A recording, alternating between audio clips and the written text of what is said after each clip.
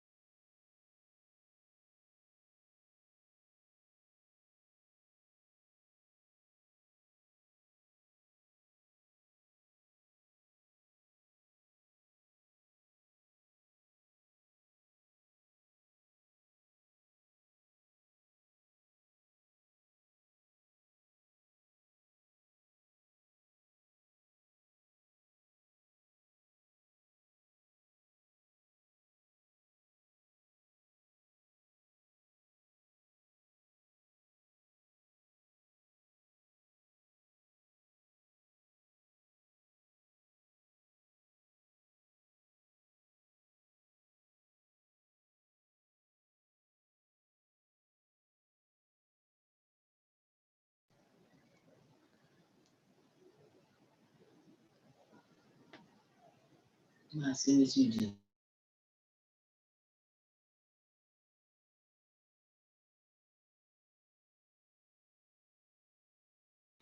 He's in your office. It's my school. Then that's all.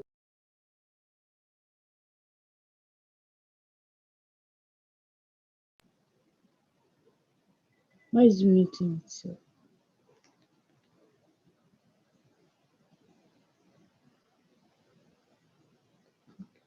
Why is it so since they're not hearing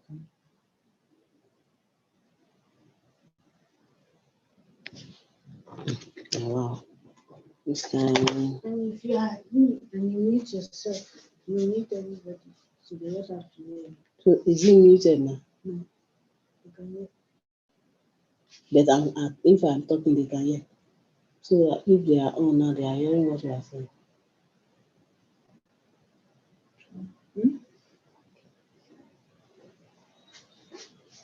Nobody has even come up except this of course. Yeah.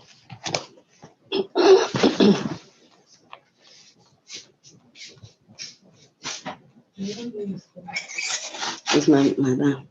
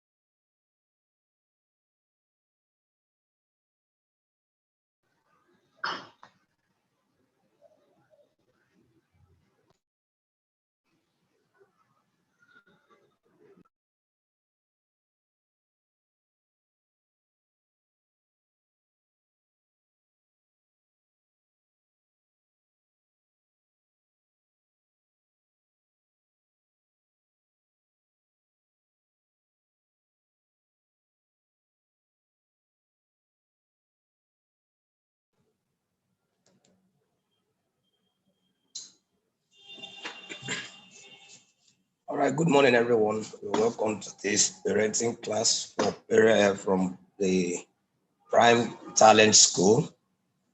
This is a periodic class to support our parenting capacity and capabilities. We require that successful parenting has to be intentional. It doesn't just happen. Children don't just become what they become. Finances do not just become what they become. There must be an intentional pathway so that we are able to be successful at our parenting style, that we can have a successful home. And that's why today we have organized this, and we are privileged to have a financial expert who is also a family man. So he understands the pain. He knows what it is to run finances in a family as well as in corporate organizations. Of course, we want to say a big thank you to the host for giving us this opportunity, Mrs. Ganiat Onishabi, the creative director of Prime Talent School. She is a thorough professional in the education sector. She has her degrees in education, and she has been running this education platform for a number of years. The school quality is not negotiable.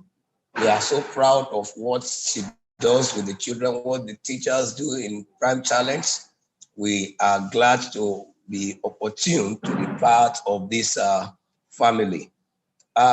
For the sake of clarity and network issue, we would desire that everyone mutes their microphone and their video and their camera, except when you are to talk or to make a presentation. This will allow easy flow of communication during the program. Also, you can also use the chat room to put in messages.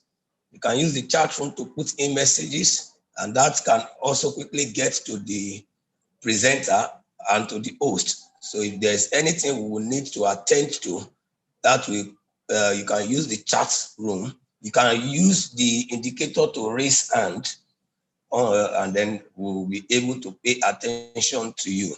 So all these are options we can use to gain attention, to get attention of the presenter or of the host to attend to issues. We would welcome Mrs. Onishabi now as she gives us a welcome address. We want to hear from the host. We want to hear from her. So, Mrs. Onishabi, please unmute and let us have your welcome address. Thank you.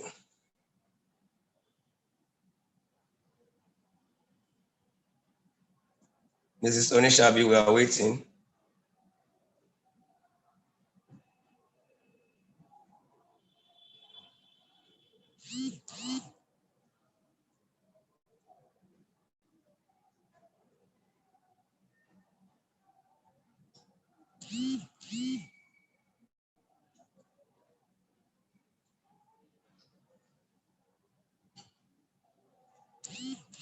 Hope everyone can hear me. Please, I just need you to indicate in the chat room if you can hear clearly. If you can hear clearly, please indicate in the chat room. Let us know. All right. Thank you, sir. Thank you, sir. Thank you, sir. So, Mrs. Onishabi, please.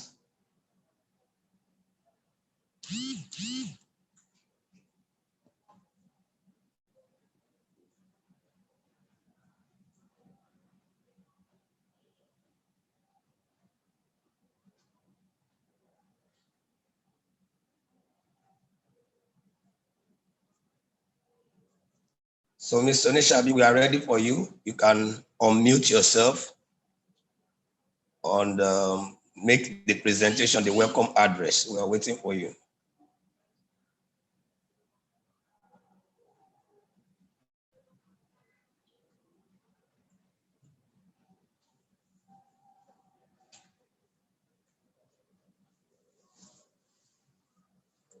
So we are waiting for you, Mrs. Onishabi, your welcome address. Are you ready?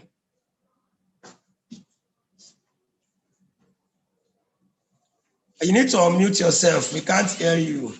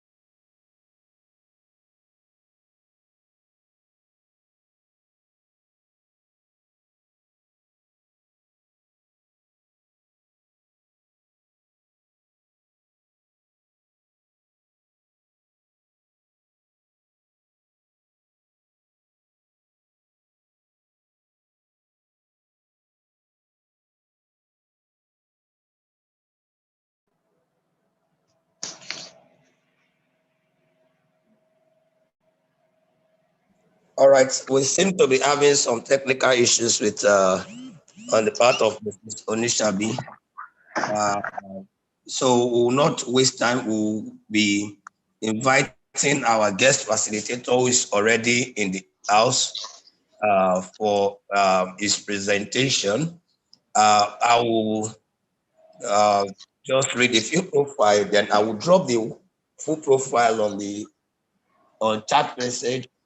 Then we can all read through. Mr. Tunde Bello is a dear friend of the school. The initial one we had, he was present with us, and we had a swell time, but we could not continue that day. And then he gave us assurances that whenever we are ready again, and thank God, today is another day, and he's here. Tunde Bello is a chartered accountant, a tax and business consultant with vast experience spanning more than 18 years. He's the CEO lead business consultant at Alexander Stephen IQ, the Alternative School, and Teampreneur Academy. He is a board member of more than 4 private firms and the MD CEO of Corporate PH6. He is an executive partner in FA and Co. Presently, he's a part-time lecturer in the Pan-African Institute of Management and Technology.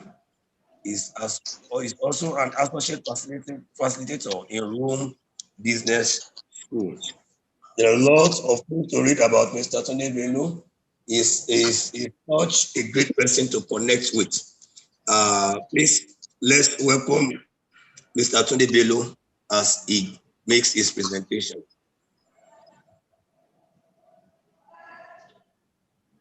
Thank you, everybody. Good morning. Good morning, sir. Okay, I hope Ms. Sonishabi will sort our audio system because we really need to hear her, maybe towards the end of the program. It's important that we hear her. Okay, I want to welcome everybody this morning without wasting time. We want to just go straight to the issue of family and finance. I would suggest that all of us mute ourselves now so that we can hear clearly. Where I am now is my training room, and it's echoing a bit, so I don't want to have a whole back so that it doesn't affect every one of us. I just want to be sure all of us are hearing me. Thank you again for joining us, and I believe that at the end of it all, we will learn something. Okay. This morning, we're looking at the issue of family and finance.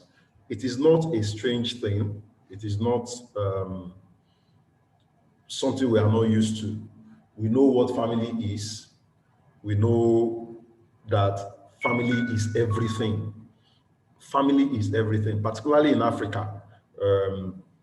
We know that anybody that is not with a family is not regarded as anybody. You have to have a family to be regarded as somebody. But after that comes the issue of managing that family. If you're a single person, you are making money, you can decide to spend your money the way you like. Yesterday, I was telling my kids, I said, if I didn't have them, the money I made today is enough for me for 1 month or 2 months. But of course, I can't decide to just go and spend the money that I made, knowing fully well that I have a family. So family is a control, a financial control. I don't want to call it a burden, because if I call it a burden, it may sound somehow. But then family is a financial control.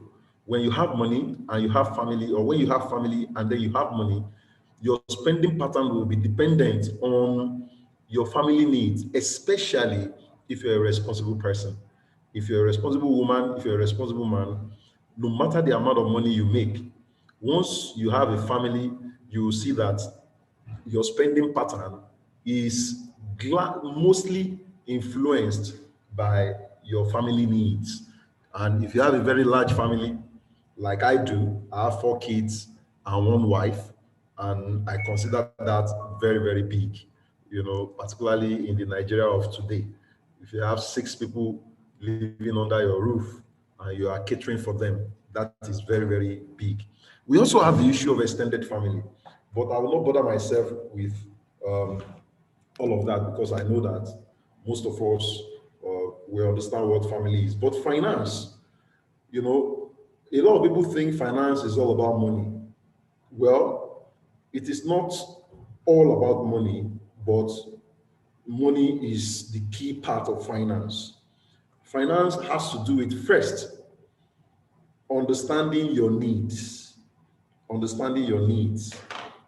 If we are talking about finance, I'm not talking of money now, because there is difference between money and finance. And I always explain to people that if you don't understand finance, you would think that finance is all about money. And you'll be pursuing money but you will never be financially free. So money is not financing, even though money is part of financing. Finance has to do with two things. And those two things, I call it strategic financial decisions. And number one is investing decisions. Investing decision has to do with, what do I need? What do I need to do? What do I need to get? What does my family need? What are our needs? My husband or my wife, my kids, my mother, my father, my mother-in-law, my father-in-law, depending on the kind of family you run. What are our needs? The moment you miss the understanding of that investment decision, which is needs assessment, then you can never get money. Even when you're seeing the money, you will not know what you're using the money for. You will not know even amount of money that you need. The second decision has to do with, where do I get the money I need to finance what we need? And that brings me to the issue of the sources and application of fund. The sources and application of fund. It is important that we understand it, because the issue is very deep. The issue is very deep, very deep. So now the next thing is, we should understand that. Sorry, I want to just put off the phone.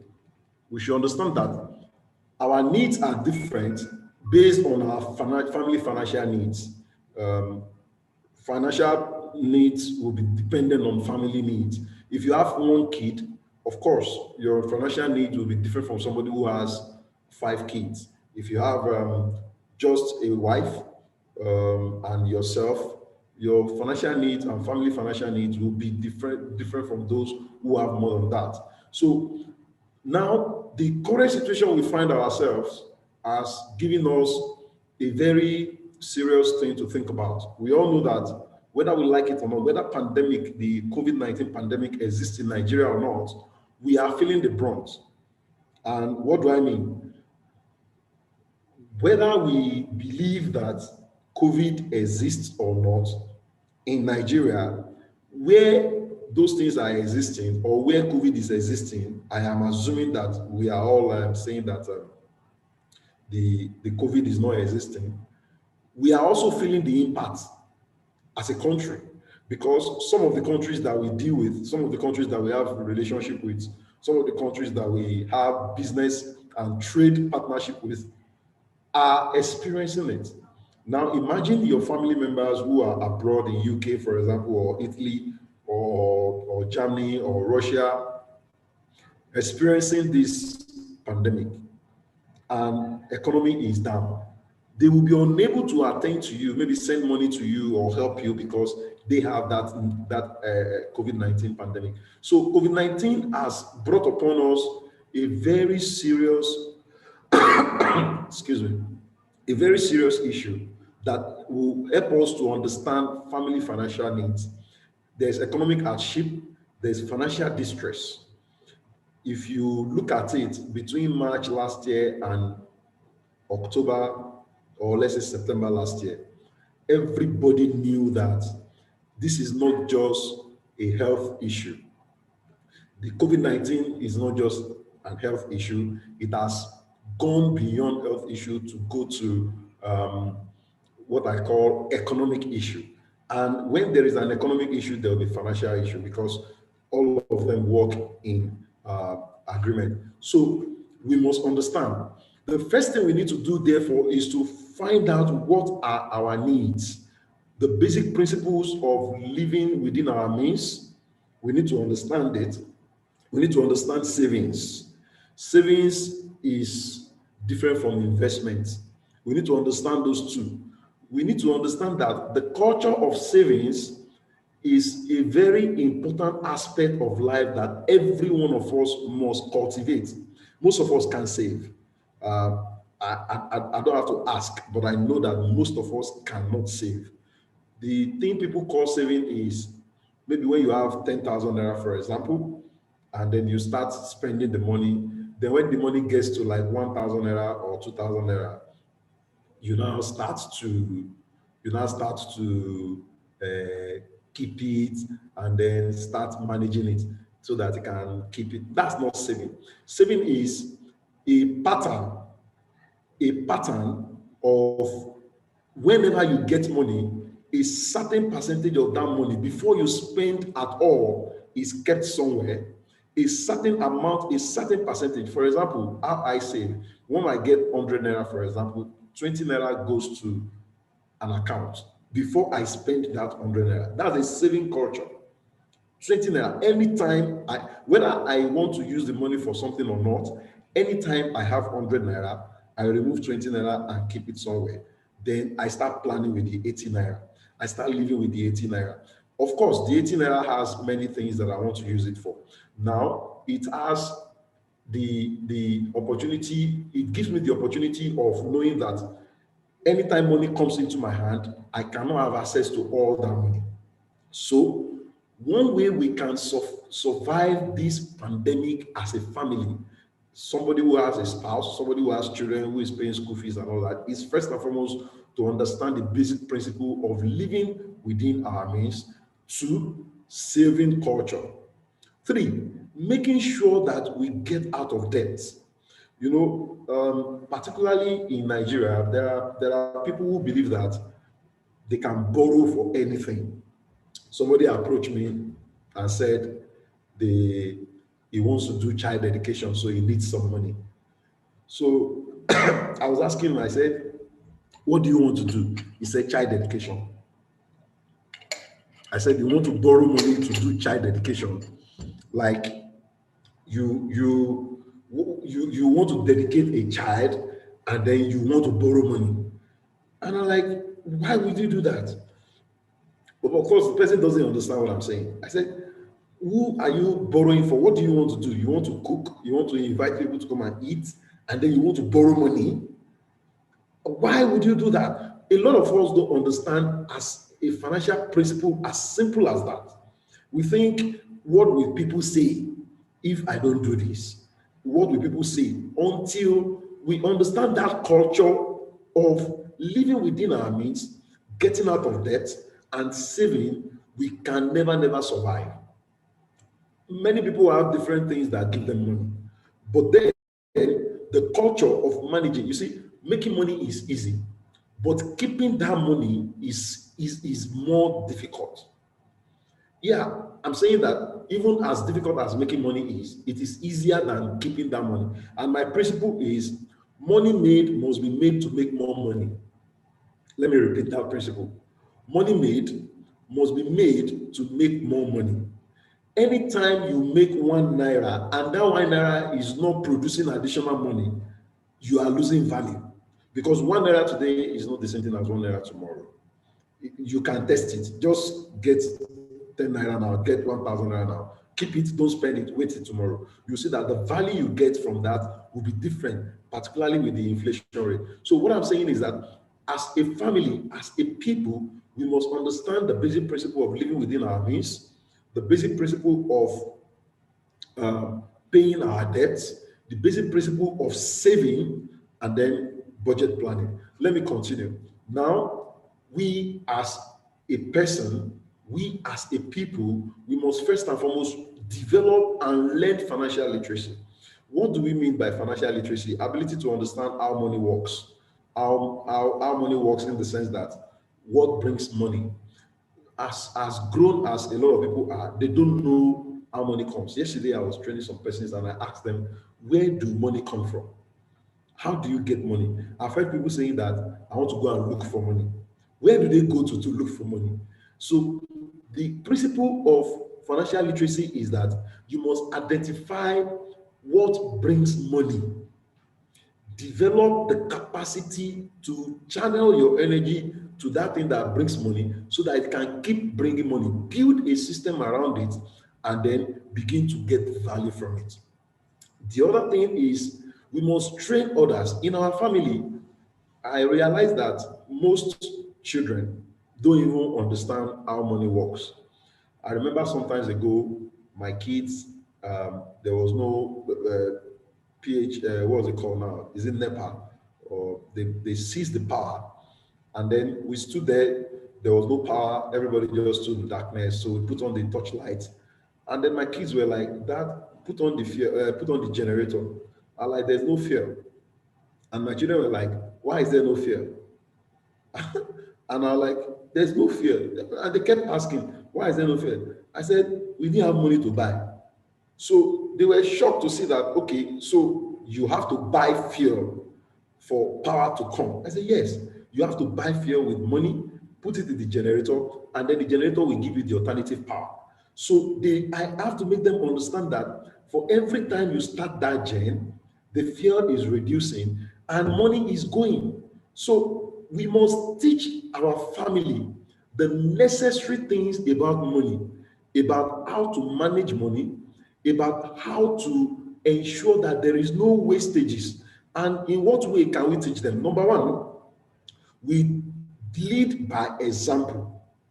Most parents, particularly women, I'm sorry, the way women spend money, you know that the spending pattern of women is different from that of men, because most women they do impulse buying and all that. And this is not an insult, I'm just saying. So we must teach our children.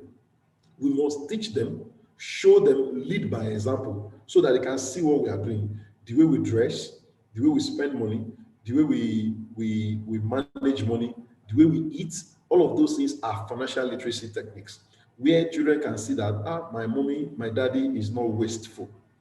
Then we let them also practice what they have learned from us. While they are practicing that, we correct them. This is financial literacy. I am not talking of one big deal, but I'm telling us the simple things that we have overlooked, because most times when you go to various families, you see people who wake up by 5 a.m., they go out, come back 11 p.m., they just sleep for 3 hours and they have to go out again. All of these things that we are doing, we know that it is because of our children and it is because of our family that we are doing all of these things. So we must teach our children. They are the number one source of wastages. What do I mean? Most children, because they don't understand the concept of money, they waste food, they waste detergent, they waste kerosene, they waste gas, they waste power, put on TV, put on light, put on a heater, put on AC, because they don't understand that those things cost money. So as a parent, as a leader in the family, as a father, or as a mother, we must teach our children the concept of money, the concept of work, how money works, to avoid wastages, leakages, and we must teach them about understanding times. What do I mean by understanding time? Time is money, because most of us don't understand that time as a resource is money. So people just waste time. For example, things that needs to be done very quickly. Children who need to learn when they are supposed to learn, so that they don't repeat classes, so that they don't find it difficult to gain admission into university. They need to concentrate on their books, they need to concentrate on their education and academics, so that at the end of it all, money spent on them will be judiciously used and there will be reward for it. Most children don't even know how much is school fees. Honestly, I have files for each of my children. I have medical files, I have academic files, and I have their personal files. So in the academic files, all the school receipts are there for each of them. So sometimes I'll just tell them, go and bring your report card or go and bring this. So they bring the file and then they see the receipt of payment. One day, my last daughter saw 192,000 and she was like, Dad, 192,000. I'm like, yes, 192,000. He said, is this my school fees? I said, yes, that is your school fees. She kept again, she shouted again, 192,000. You know, she doesn't even know the value of money, but she's looking at 1, 2, 3, 4, 5 to 192,000. So she's looking at the magnanimity of that thousand. I told her, I said, you see why you have to be serious? You see why you have to justify the money we are spending on it. And it's important that these children understand all of these things. So we must teach our children. Now, you see that I have not mentioned money. I have not mentioned how to make money. I am saying that even the little that we have, How do we manage it? A lot of people ask for more money, but what they should have done is to understand how that little one they have can be replicated or how they can reduce their expenses. Let me go to the next one. The next one is our spouses, our husbands, and our wives. You know, most people don't sit down before they get married to have a financial plan. Okay, sweetheart, we're going to get married. Will you be working? Will I be working? Is anybody going to be housewife or house husband? Or are we both going to be working? Okay, how are we going to manage our family? What kind of house are we going to rent?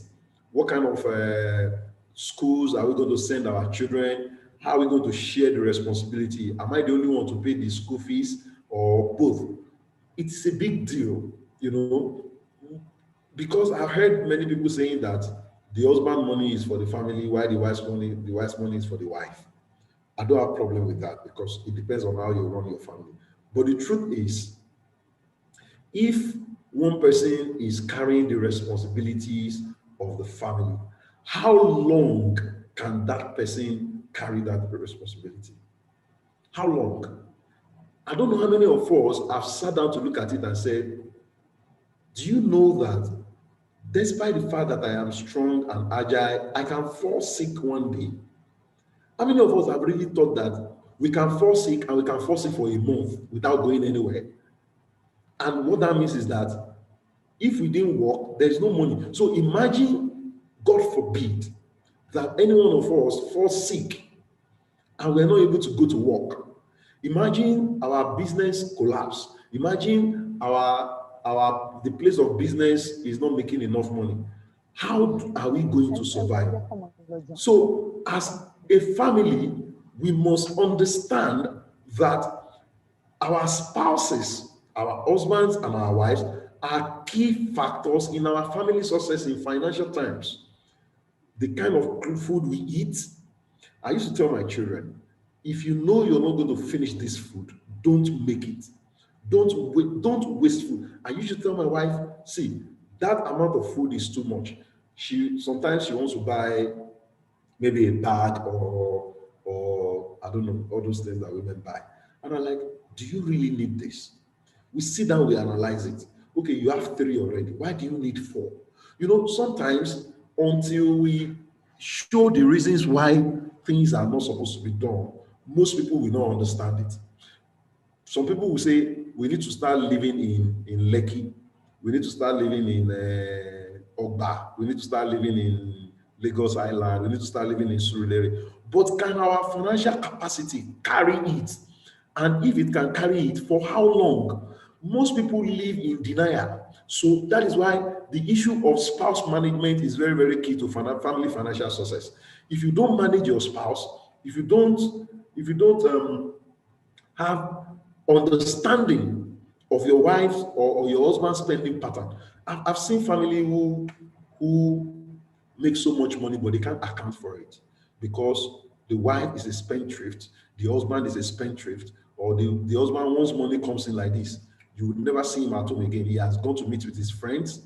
Some will make money and they just want to help. And there's nothing wrong in helping people. They just want to spend the money on their wife or on their in-law or on their immediate family. So everything that has to do with our spouse, we must understand it. Sharing responsibility. Who is going to pay these school fees? Are we going to pay first time together? Are we going to pay third time together? There is nothing wrong if the husband and wife decide that these school fees, because we both are parents to these children, we pay it together.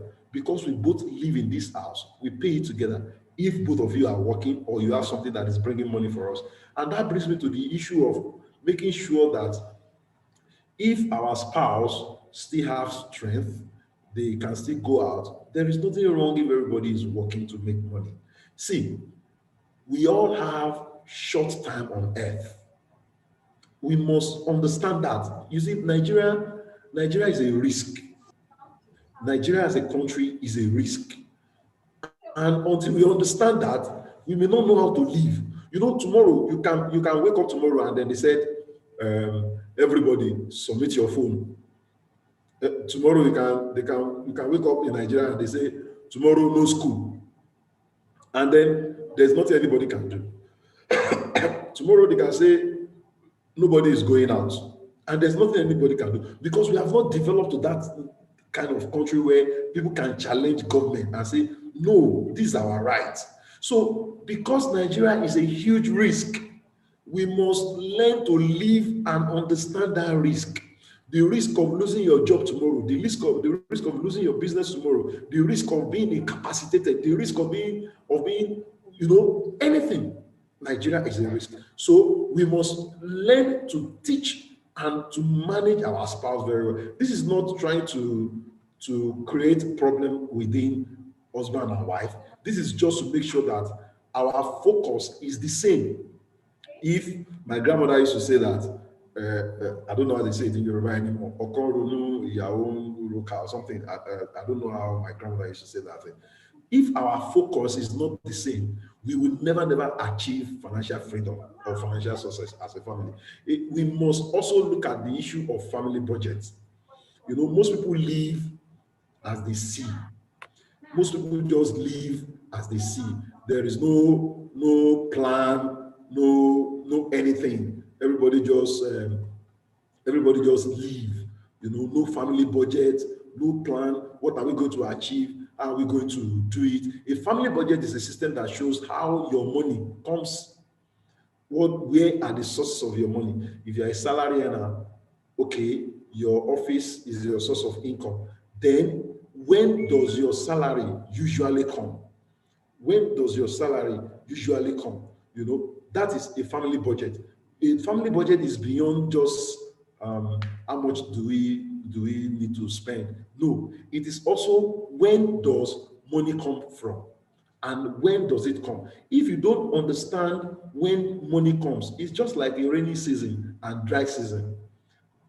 Every family has a rainy season and dry season. And if you don't understand those seasons, you will not be able to plan. For example, we know that in Nigeria, maybe between May, June, July, it is rainy season.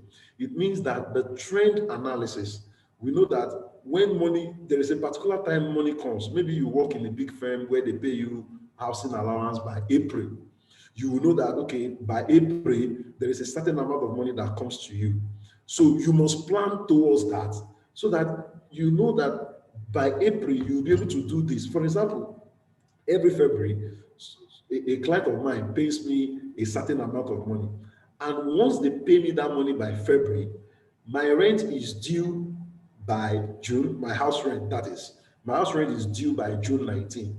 Once they pay me that money, the first thing I do is to pay my house rent, even though it is due in June.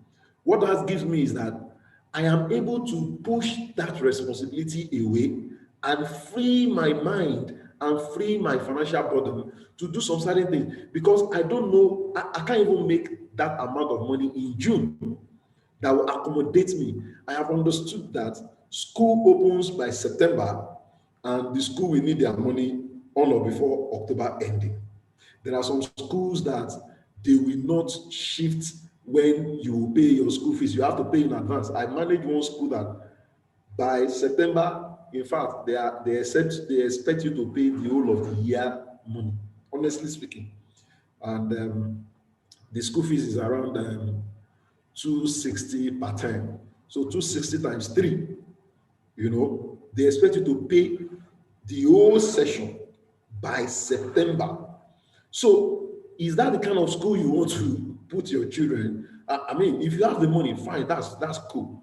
But if you don't have the money, you will go to a school where you know that by September, your school fees is 100,000, your children's school fees is 100,000, you have 3 children, where will you get the money from? For example, myself, as small as I am, or I have 4 kids, all the schools that my kids go to, we patronize 3 schools. My twins go to one school, the other, and then the last one, the last school. So I go to them at the beginning of the year. See, there is no way I am going to pay a sum of maybe 600,000 at a go, because it's not only one child that I have. But I will not owe you. Do you agree that I pay my kids' school fees in installments? And they will say, yes, they agree. And we sign paper. So every month, I pay 100,000 here, I pay 100,000 here, I pay 300,000 here. The other month, I pay 100,000 here, I pay 50,000 here, and we settle it. But some schools will not agree. So this is a family budget. This is a family planning. And it is important that we must sit down as couples, as fathers and mothers, to plan our family. If we don't do that, there is no way we will survive, because times are hard now. Money inflow are becoming very, very small. The sources of income is reducing. Cash flow is being affected. So we must plan our family through the budget. Budget basically looks at where does money come from and how much and when. Where, how much, and when. Then what do we need to spend money on? What are our immediate needs? What are our monthly needs? I have sat down to look at my monthly family needs, and it's funny. Let me just give us an idea. In my family, we are just 6. We buy gas every 22 days. We buy gas every 22 days, and that's 4,500 every 22 days. So I look at that. So in 2 months, of course, in 3 months, we buy gas for 2.5 times, if you want to calculate it like that. Then I noticed that we buy milk 1,500, milk 1,500 every 2 weeks. So that's 3,000 in a month for milk. Then I look at other things like Semovita, Poundo, and all those things, and I see that all of those things cost money. By the time I'm looking at it, we buy PHED recharge for 6,000 every month. I have calculated it, and to maintain my house is looking like 108,000 every month.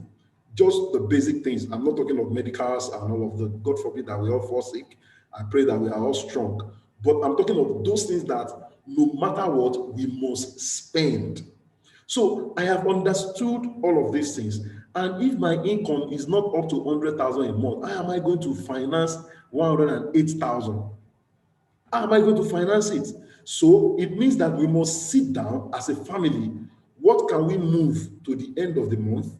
What can we move to the beginning of the month? What can we move to the middle of the month?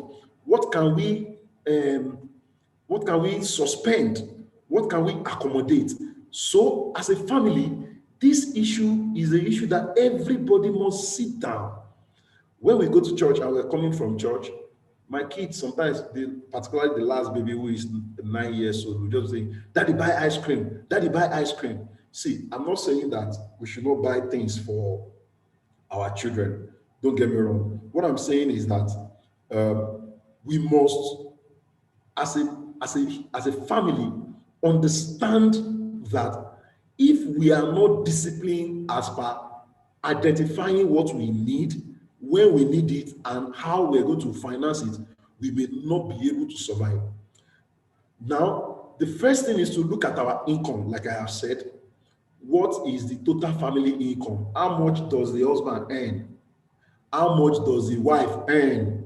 It's important. It is important that the two of you come out to say, this is how much I earn, this is how much you earn. But of course, it's a very sensitive issue where the husband will not want to tell the wife how much he earns.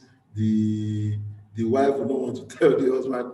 I don't know. Everybody has the way they run their family. If the husband is rich enough that he doesn't need the wife's contribution, all well and good. But if you want to critically look at it, then everybody must bring something to the table. Okay, for example, my wife sews apart from doing her catering business. And for the past 11 years, or let's say 9 years, we have not bought Christmas clothes. Let me put it in perspective.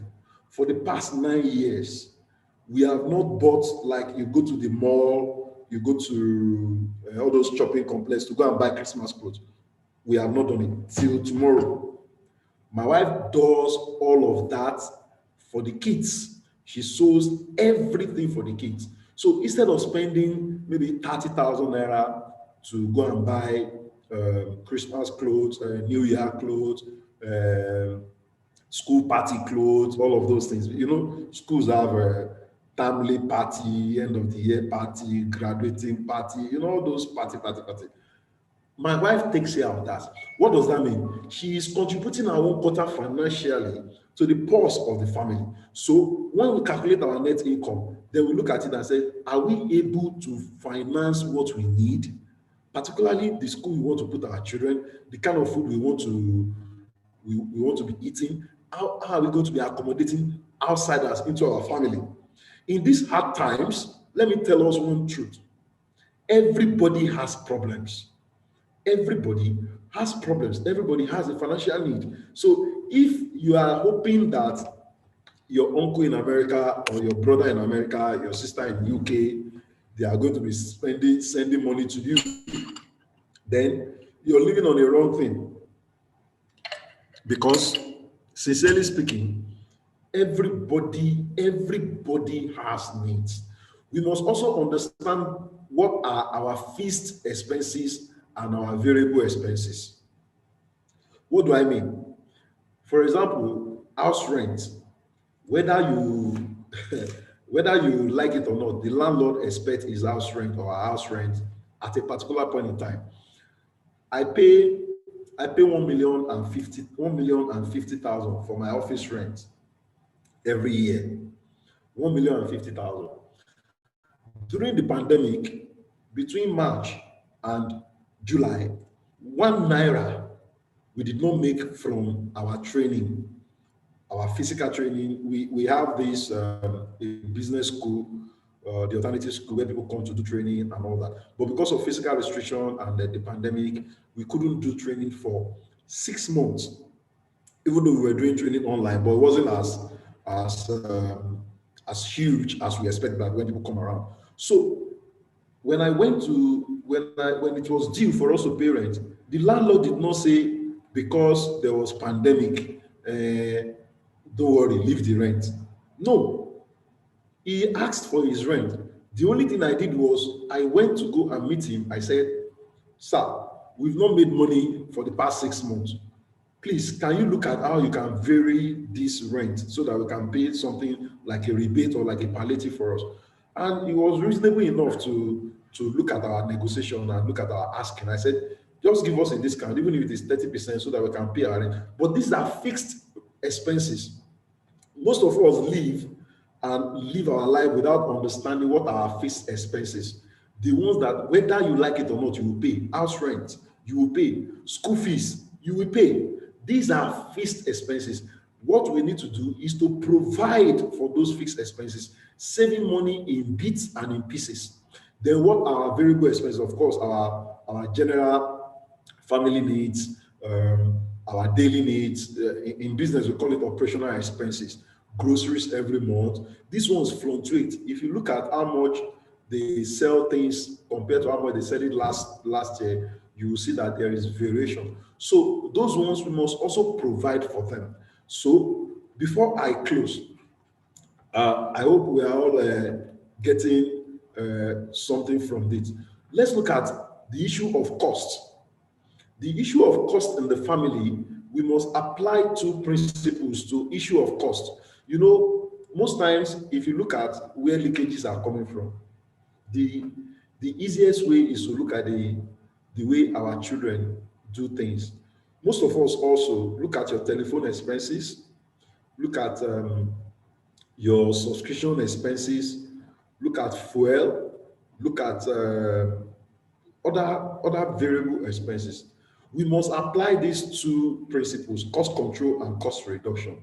Now, cost control is the practice of identifying and ensuring a particular expenses does not get past an identified or predetermined amount. For example, in my house, I have said that I have DSTV, all those things, and I said I am not going to pay DSTV subscription that is beyond 6,800. There is nothing I want to watch. There is nothing I want to watch on TV that will pass 6,800, and then the other one 2,150 or something for the parlor. The reason is that even if you pay the one that is more than that, the value you get is not commensurate with the money you pay. I cannot watch 2 channels at the same time. I cannot watch, we must understand that if we do not discipline ourselves to apply cost control and cost reduction, we will just be spending money anyhow. Now, please just give me 5 minutes as I round off before we ask our questions, and I'll take it on from there. What is cost reduction? Cost reduction has to do it because we know that we spent more than what we budgeted for, we bring it down. Like last year, a lot of us now realize that we can actually live without some certain things. When the pandemic started, most of us realized that we can actually live without some certain things. Some of us were in our house, we did not go out. Some of us were, in fact, I stayed 2 weeks without stepping out of my house, out of my flat. 2 weeks. And I was like, so in all sincerity, the things that we consider important are not really, really important. So then why do we spend money on things that are not important? So this is the issue of cost reduction and cost control. In every family, look at your wife, look at your husband, look at your children. Establish cost control and cost reduction. When you give children, my kids take food to school, and they say they want fruits, they want juice. I tell them, see, you cannot be living like that. It's not possible. You cannot be living like that. So you have to choose between this and that, and they will not die. I'm not saying we should deny our children things. I'm saying that, sincerely speaking, critically looking at all of these things, can we establish cost control and cost reduction on our spending pattern? Can we tell our children that you can actually take water to school instead of fruit juice, and you will still be fine? You can take banana to school instead of with all those Kellogg stuff and all that, and you will still be fine. We need to start establishing all of that. Now, we also need to look at other techniques. One, bulk buying. Most of us, because of course, people will say, is it not when you have money that you buy in bulk? But the truth is, you can never have enough money. You can never have enough money. Never ever. If that's why Dangote is selling salt, that's why Dangote is selling cement, that's why he's selling sugar. You can never have enough money. So I always preach bulk buying. When you want to buy garri, buy in bulk. Save money, buy in bulk. When you want to buy school things, buy in bulk, and buy durable things. Nigerians like to buy what they don't need. Let's cultivate the habit of doing what is necessary. There's something we call necessity. What is necessary? What is important and pivotal to our survival? It is what we should channel our energy on. Buy only durable things. Go for promotion. When they say buy one, get two, look at it, patronize them. Avoid what you want so you can get what you need. Most times, a lot of things that we buy are things that we don't really need. We just buy it for buying sake. Let's look for substitutes. They say this thing is costly. They say this thing is this. Can we look for substitutes? Let's understand how to negotiate. If somebody tells you this is what this thing is costing, what are the pricing? Can we look at it and say, that's why everybody must be an informed buyer. An informed buyer. Informed buyer is somebody who is aware of his environment, who is aware of his market environment, who is aware of the pricing in the environment. Let us not be ignorant of our environment. What is the thing that is going on now? So we must look at that. Now, lastly, we must protect our valuables. You see, I'm putting a picture of onions here. last 2 months or thereabout, this onion, I bought it for 5,000 naira.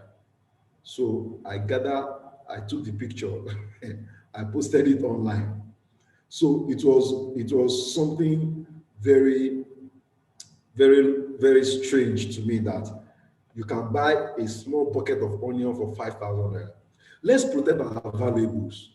You see, when the value of something is not known, abuse is inevitable. You may think you don't have money. Let me give all of us an assignment. How many of us are here now? We have 13 people here. Let me give us an assignment. Go back to your house this morning after this session. Take stock of everything you have in your house. Take stock. You have TV, you have radio, you have bed, you have refrigerator. Take stock. Just take stock of everything that you have. Look at the cost or the value, current value, and add it up. You will understand that you are not poor. Just go back. Take stock of how much is your rent. Take stock of the things that you have in your house. That will tell you why you should protect all those things. I have a generator that I bought in 2009. I bought that generator for maybe 30,000 or thereabout. I am still using that generator today. It's funny, but the truth is I protected it. If I want to buy that generator now, I'm going to spend almost 120,000 to buy it. I bought a refrigerator in Lansing in Surulere for 40,000 in 2003. 40,000 naira. I bought that refrigerator, a double-decker refrigerator. Today, I went to price that refrigerator. That refrigerator is about 190,000. And I'm still using it. And nobody has died. We must protect, we must teach our family to protect everything that we have. You know, when children break glass cups, when they go to wash in the kitchen and they break glass cups, you may think it is nothing. But when they break one today, break one tomorrow, break one next tomorrow, you will see that you will not have those glass cups again. When you want to go and buy them back, you see the amount you buy it. I used to tell my kids, see this TV, see this fan. This one, I bought it this time. This is the price. This one, I bought it this time. This is the price. To the extent that I show them, if you spoil this thing, you will not see it again. I am not trying to be harsh, but I'm trying to be realistic, because there is no way, there's what we call time value of money. The time value of money. A bird in hand is worth two in the bush. If somebody promises to give you 300,000 in April, for example, if you wait till April to collect that 300,000, you are not actually collecting 300,000 anymore. You're collecting about 120,000 because of inflation and time value of money. So we must protect everything that we have in the family. The books we buy for our children, we protect it so that another child can use it. Even though these days schools have a way of doing that. When a child uses book, you cannot transfer it to, I don't know how you educators do that one. But the truth is, I know there are some things that my uncles, my parents used that I still use when I was in school, even though it doesn't happen these days. What I'm saying is that let's protect everything that we have. No matter how small in value, protect them. Teach your spouse to protect. Teach your children to protect. The TV, the remote, the gas, the bed, the furniture.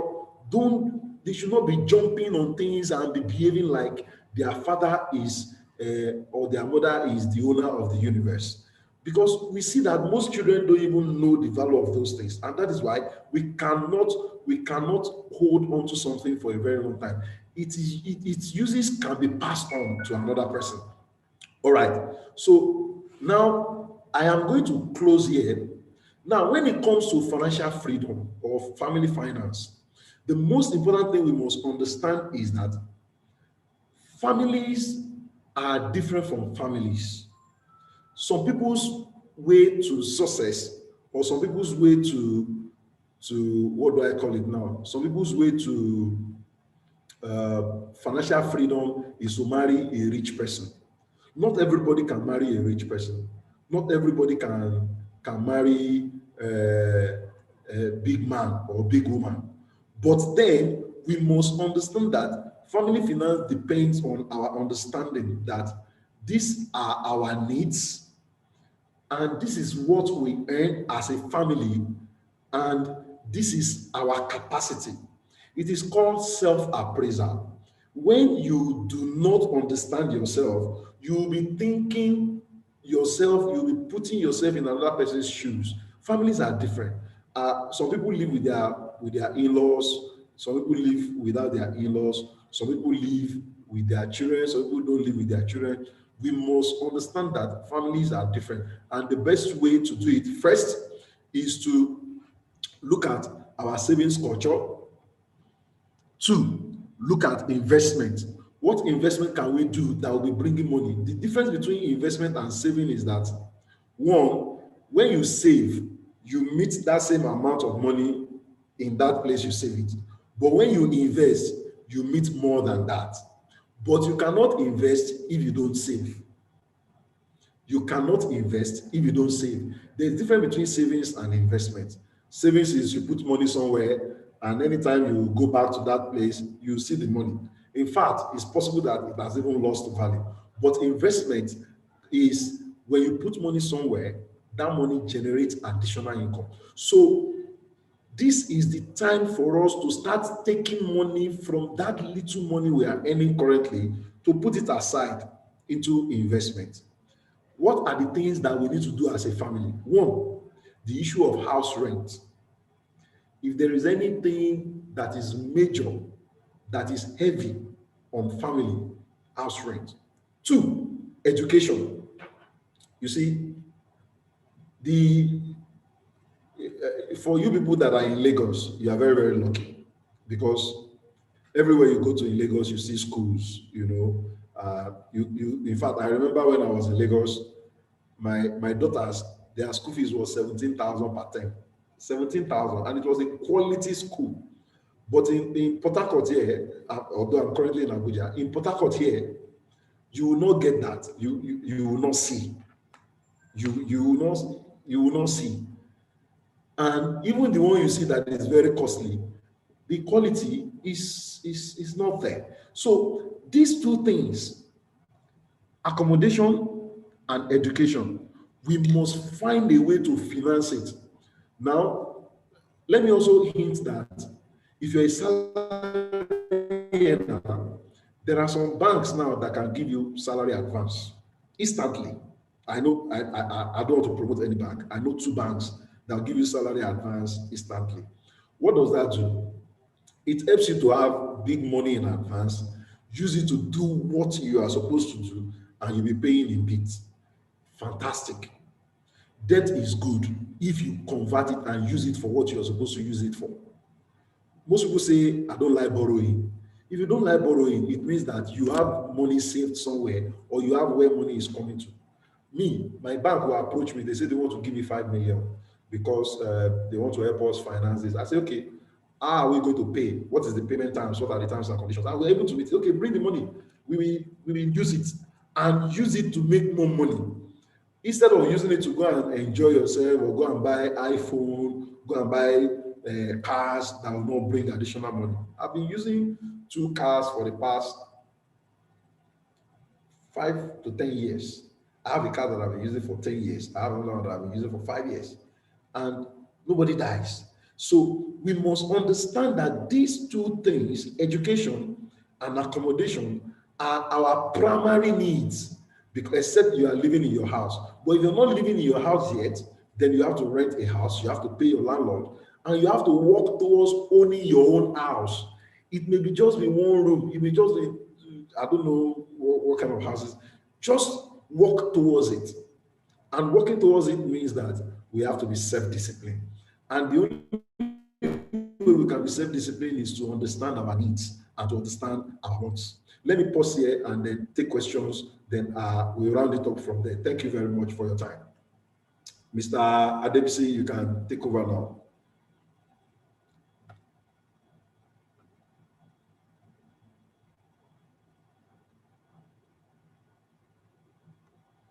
Is Mr. Adebisi there?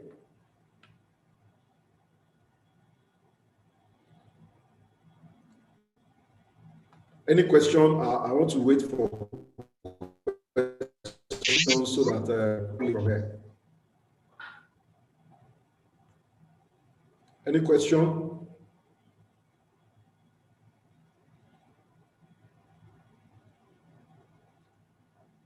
Can we all hear me? I've asked everybody to unmute themselves and then maybe ask a question. Please go ahead, Mrs. Adebayo.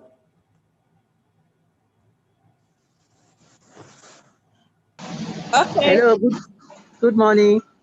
Good morning. Yeah, thank you for the teaching this morning. It's quite enlightening. And the only area I have problem with now, are you hearing me? Yes, we can hear you. Yeah, is the bank loan that you mentioned last. Okay. Because I approached bank for such, and the interest is quite crazy. I don't know what kind of business I'll be doing that I will take loan of 10 million and they will ask me to give them 20 something, about 25% or something. It's crazy. I just turn back. It's not encouraging the interest at all. Let me say this, madam. The issue is that banks are businesses. We need to understand that. All those cars you see, all those beautiful offices you see, all those fine girls you see, they have to pay for them. So banks will collect, what do I call it now? Bank will collect 23 to 25% interest because that's the standard. And the interest has to be higher than inflation rate. If inflation is low, the bank interest will be low. If inflation is high, bank interest will be high. It's as simple as that. But there are different loans. There are different loans we must understand. For example, if you want to buy a car, the bank will not ask you to bring a collateral.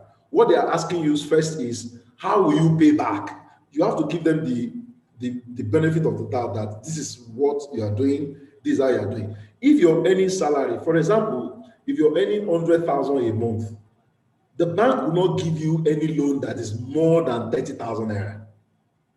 They will not.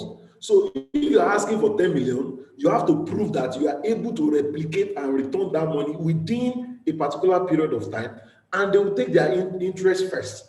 That is why it is reducing balance and interest, because time value of money.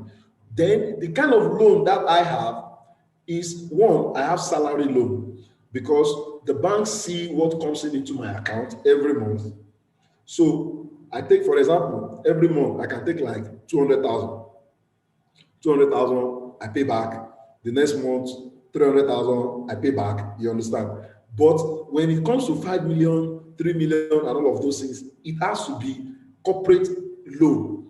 Or if it is individual, then it has to be that you have where you're collecting salary, that they can ask those people to be paying your salary into that account with them. So we must find out the kind of loan. If you are in the education sector, fashion sector, food sector, creative sector, there is a loan in Bank of Industry, for example, that you can approach them with 9%. 9%. If you are processing gari, you're doing agricultural product, go to Bank of Industry. They will give you loan of 9%. I have seen people who get it, that we ask them to write business proposal, we write for them, and then they go and get it. If you are into fashion, if you are a woman, you are into fashion, catering, go to Access Bank. Approach them that this is what you want to do, this is what you need. They will give you, if you can prove that you'll be able to pay back. So it is very, very important that we must understand that banks are in business. You too, if you want to give somebody money, you will first ask them to what's it called, to show you how they will pay back. So it is important. Let me, if you understand it, no problem. If you don't, then we'll continue with that discussion. Please, Mrs. Zainab, please, can you ask your question? All right. Thank you so much, sir. Good morning, everyone. Good morning, sir. Good morning. Actually, this is a very important discussion, especially at a critical time like this.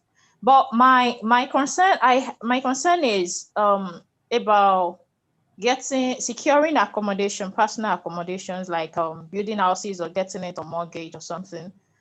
I have seen because I've seen places, let me say low cost areas, where people are in the rush of, I want to become a landlord. I want to become a landlord. I no longer want to pay rent. And in the sense of doing that, they tend to now incur more costs. What I mean is, for instance, someone is working on Lagos mainland or island, and the person wants to build a house. Of course, building a house or getting a mortgage on mainland and island are expensive. So they come to interior parts of Ikorodu, outskirts of Ikorodu, places that are very far away from their place of work. And at the end of it, if they calculate the logistics of going to the office every day, returning every day, the costs, and then the implication even on the health, because it often leads to health challenges. What advice do you have for such people who want to own a house, but of course they can't afford places close to their place of work? Okay, that's very, very, very important. I like that question. Please, I want to say this thing. Currently, I live in Port Harcourt and I don't have my own house. No. I live in Port Harcourt and I don't have my own house. But of course, I have a house somewhere, not in River State. Currently, I'm in Abuja and I don't have my own house in Abuja, but I have a place that I'm staying. Now, for those who want to own their own houses, you need to decide whether the house you want to build is for your retirement or is for your living, like you're still working, you're working for someone, you see, that is why I said couples must sit down and plan.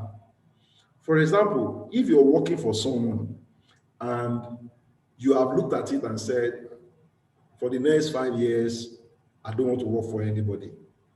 The next thing is, what next?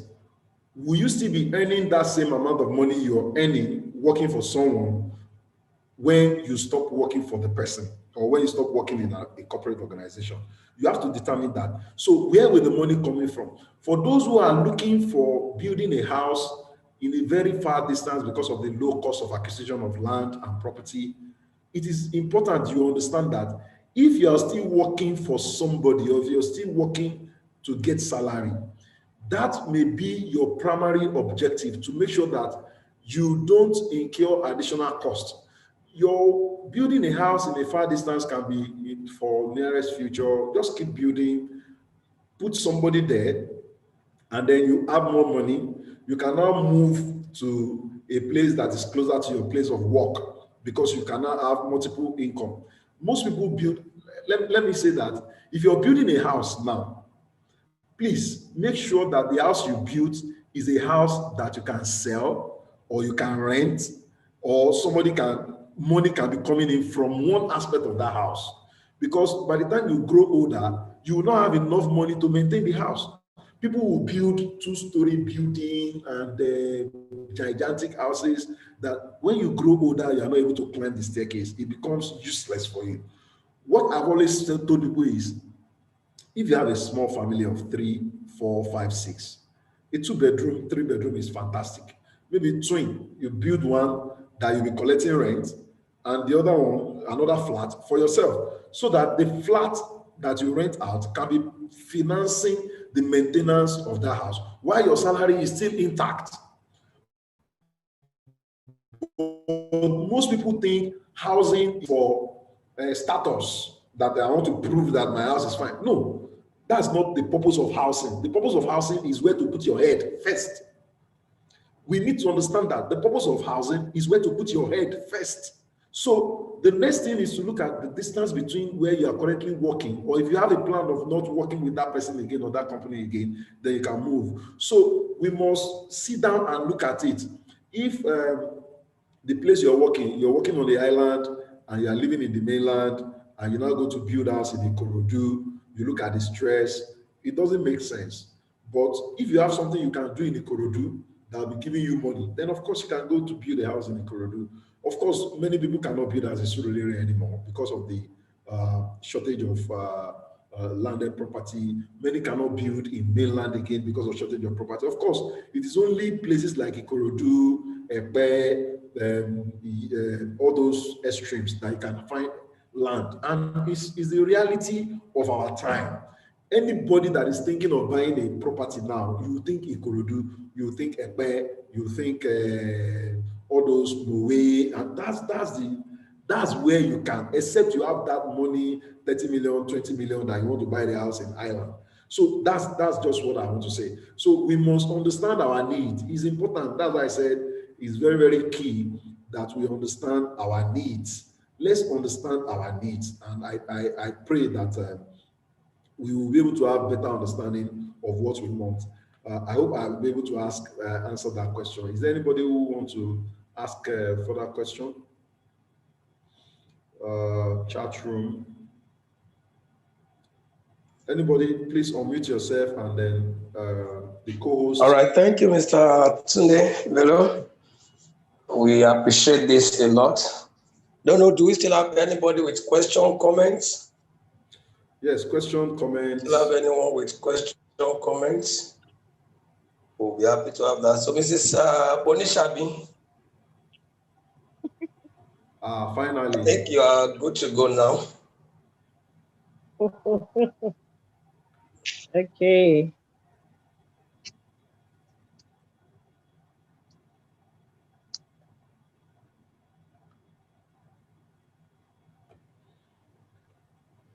Well, Hello, thank you so much, sir.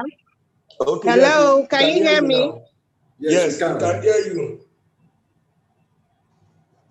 Can you hear me now? Yes, we Good can. afternoon, everyone. Good afternoon, everyone. Oh, sorry, it's still morning. Good morning.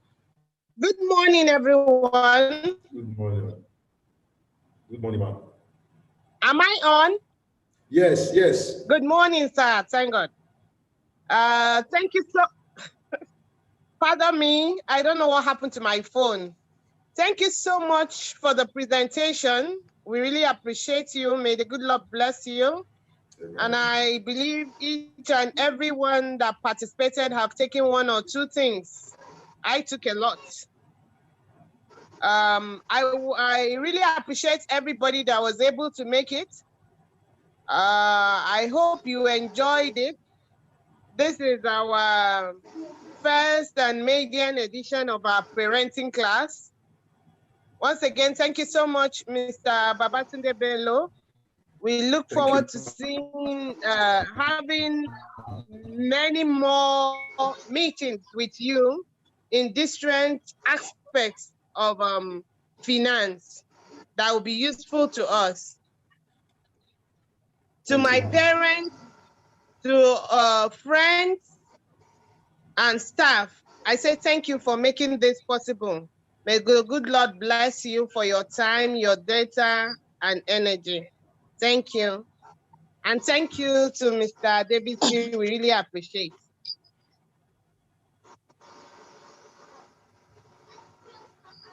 All right. Thank you too for the time. I want to appreciate everybody for their time. And all right, thank you very much, ma. So, Mrs. Yusuf, can we have our vote of thanks and parting shots?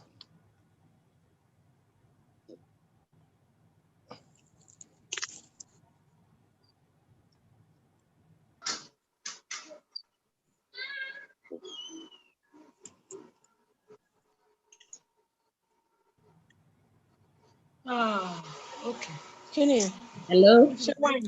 Can you hear me? Yes, I can hear you, ma'am. Thank you very much. It's been a pleasure being with all of you today. Thank you, Mr. Bello, for your teaching. It was very, very insightful, and I have learned a lot of things today. Thank you also to my amiable Prime Talent parents and friends. Thank you to Mrs. Onishabi for putting up such a wonderful program. This was an eye-opening program. And my colleagues, thanks for your support. Above all, I want to say a big thank you to Almighty God for giving us the opportunity to witness today. And I hope we'll all do this again soon, because I really enjoyed myself. God bless you all and have a lovely weekend.